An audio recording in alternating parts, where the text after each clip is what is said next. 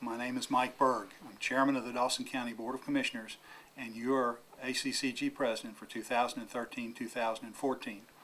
I'm here today to invite you to our annual conference and centennial celebration at our new location across the river, the Savannah Trade Center.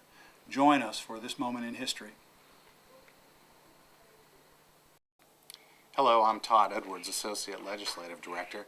Every legislative session has an omnibus gun bill. House Bill 875 is that piece of legislation this year. Among its many provisions, local governments will no longer be able to prohibit guns in public housing. In statute, the prohibitions of carrying guns into bars and churches will be removed.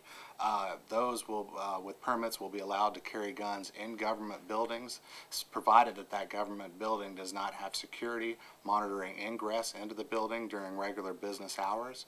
Please note that the prohibition on carrying guns into courthouses remains in place.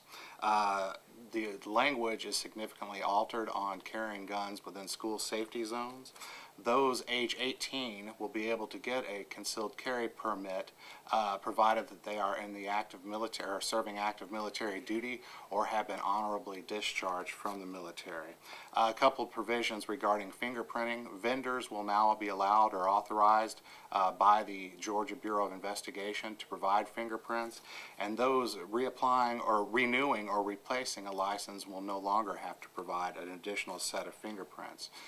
There's some language in there on seeking relief. Those denied a license are able to request a hearing before the probate court judge. There's a prohibition against creating or maintaining a multi-jurisdictional database of those with carry permits. Local boards of education will be authorized under this legislation to select personnel that can carry or possess weapons on campuses. As part of that provision, they have to create a policy that outlines the training, the types of weapons that can be carried, how to secure those and how to secure those weapons. Importantly for counties is that the school boards themselves will be responsible for paying for the training and all the other provisions should they choose to go this route. There's some language that alters on where guns can be carried in airports, or at least the penalty if caught with one in the airport is going to be a misdemeanor.